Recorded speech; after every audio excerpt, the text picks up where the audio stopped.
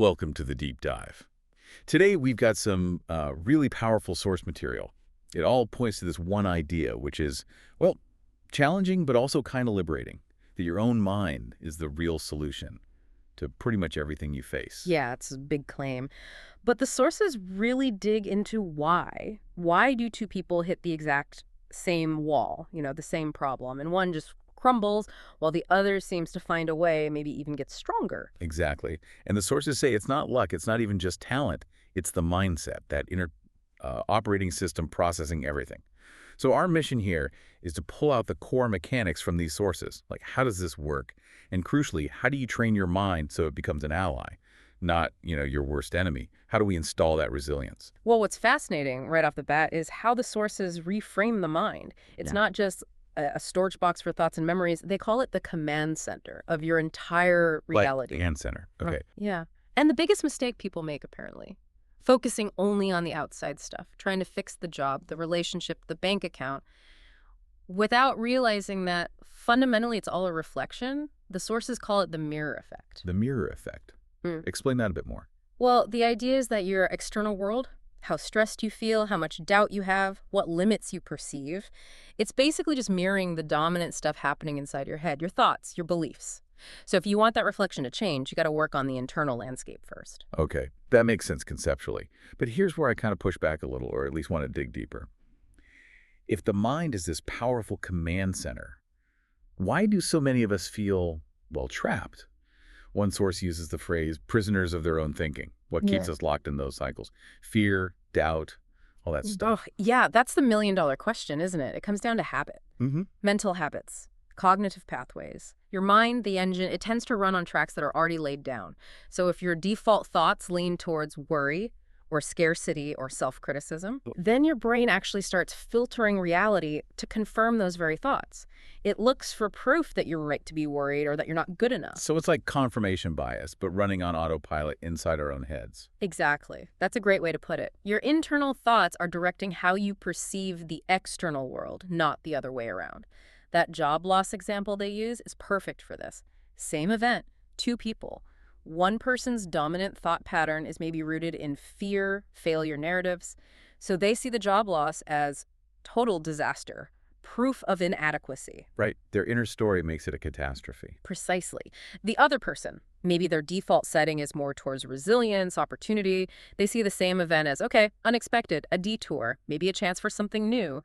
Their mind immediately starts scanning for possibilities, resources. It confirms that growth is possible. Wow. So the mind is basically a machine looking for evidence to prove whatever story we feed it most often. You got it. So thoughts aren't just abstract things floating around. They're like seeds. The sources use that analogy, right?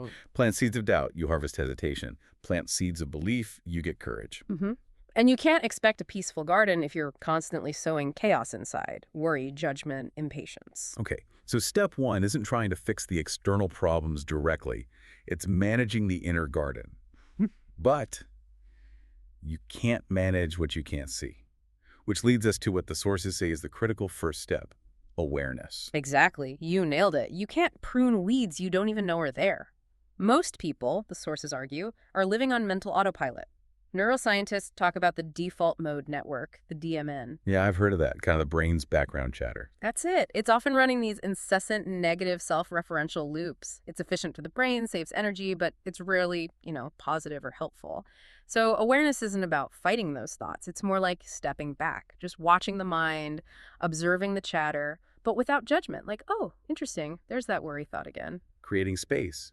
Creating space, exactly. There's this analogy of the mind being a noisy room full of voices, past failures, future anxieties, all shouting at once. Awareness is like finding the volume knob for that room, turning it down so you can actually hear what's going on, and crucially realize you don't have to jump into every conversation in there. And that's the shift, isn't it? Realizing you're the observer of the thoughts, not the thoughts themselves. You disidentify from that constant stream of often negative programming. That's the pivot point. Huge. So once we have that space, that awareness, Yeah. then what?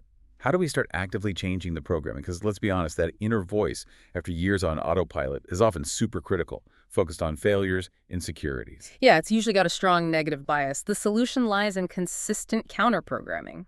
Leveraging neuroplasticity, the brain's ability to change. We're literally trying to build new, stronger neural pathways. That critical inner voice, it's a habit, a well-worn path. So you need to interrupt it and replace it. Repeatedly, deliberately. High frequency, that's key. The simple language shifts mentioned, like changing I can't to I'm learning. It sounds simple, maybe even a bit cheesy. A little bit, yeah. But it works because you're feeding the subconscious mind a new, consistent message over and over. Repetition strengthens the new neural pathway, the positive one, and the old negative pathway. It starts to weaken, to atrophy, like an unused muscle. You're physically changing your brain's structure through consistent self-talk. Okay. That reframes it. It's not just wishful thinking, it's strategic neural rewiring. It's like a workout for your belief system. Exactly. Which highlights that internal battle the sources talk about. Fear versus faith. The you can't voice versus the maybe you can voice. The one you feed gets stronger. Absolutely. And it's important to understand fear isn't the enemy here. Fear is actually useful data. It often points directly to where your biggest growth edge is. When you choose faith, which is really just belief in your ability to handle whatever comes, you're not eliminating the fear. You're just choosing the response mechanism that lets you act despite the fear. So the mind shifts from being a threat detector working against you to a resource allocator working for you. It starts looking for solutions instead of just problems. Right. This brings us nicely to the practical side. Training the mind. If it's like a muscle, it needs consistent exercise. The sources lay out 5 pretty powerful daily practices. We should break these down. Let's do it. Okay, first up, mindful thinking. Daily observation, asking, is this thought helping or hurting? And second, affirmations. Repeating empowering phrases about who you want to become. Why start with these 2? Well, mindful thinking is about disrupting the automatic reaction, that pause. You notice the thought, I'm going to mess this up. And instead of immediately feeling the anxiety, you label it, okay, that's an unhelpful thought. That pause creates space. It breaks the stimulus response loop. You stop acting from the thought and start acting on it, or choosing not to act on it at all. Stops the reactivity. And affirmations, they're the proactive part, the input. When done right, they're not just wishful thinking, they're strategic statements. You're anchoring your future self, the capable, calm self, into the present moment. Repeating, I am capable, directly challenges the old, I'm not good enough belief. You're giving the brain consistent proof for the new belief. Like a preemptive strike against self-doubt. Kinda, yeah. Building the positive muscle. Okay, next pair. Visualization, imagining success, growth, and gratitude practice, focusing on abundance, not lack. What's the power here? Visualization works because, well, the brain isn't great at telling the difference between a vividly imagined experience and a real one. So when you repeatedly visualize yourself handling a situation well, feeling calm, succeeding, you're creating a mental blueprint. When the actual situation comes up, your brain's like, oh yeah, we've run this program before, I know what to do. It lowers the stress response. It's like a mental rehearsal. Pre-experiencing the win. Something like that. And gratitude. Honestly, this might be the most powerful neurochemical shifter of the lot. Chronic worry floods us with cortisol, the stress hormone. Gratitude is like the antidote. When you intentionally focus on what you do have, even small things, your brain releases dopamine and serotonin, the feel-good chemicals. You're physically training your brain to scan for positives, weakening its natural negativity bias. So it's biological, not just thinking happy thoughts. You're changing your brain chemistry. Precisely. You're shifting the internal state at a fundamental level, turning fear into faith through redirection. Wow. Okay. The final training method, challenging limiting beliefs. That moment when you hear I can't and you pause and ask, says who? Or who told me that? Yeah, this is about applying critical thinking to yourself. Where did that belief actually come from? Most limiting beliefs aren't based on current reality. They're old anchors.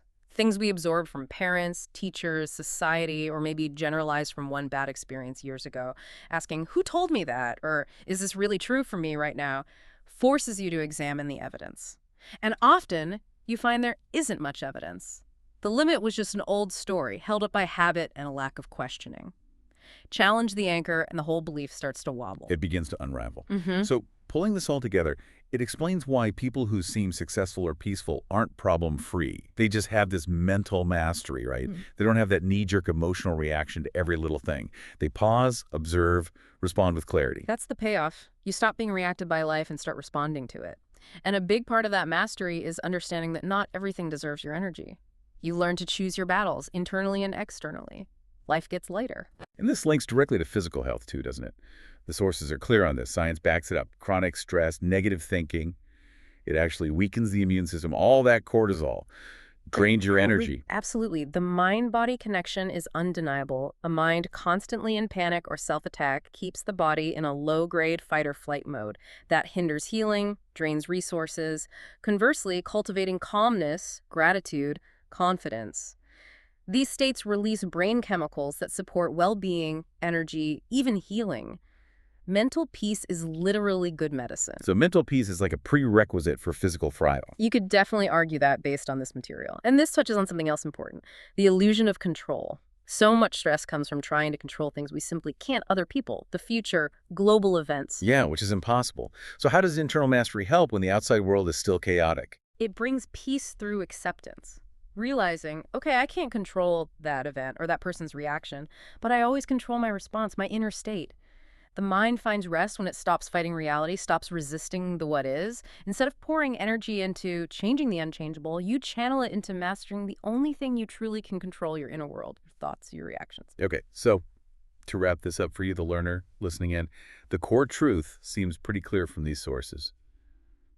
Everything starts with a thought.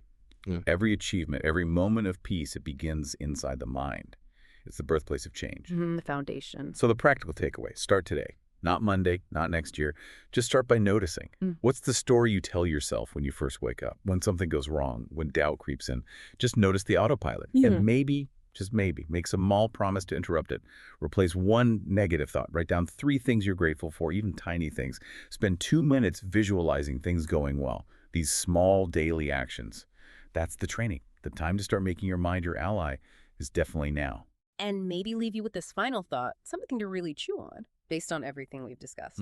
If your mind truly is your greatest ally, potentially holding all the answers you seek, and if it fundamentally believes whatever story you consistently tell it, just how drastically could your reality, your physical health, your emotional well-being, your opportunities shift if you consciously chose every single day to feed it the story of capability, of calmness, of peace, instead of the old, familiar story of panic and limitation.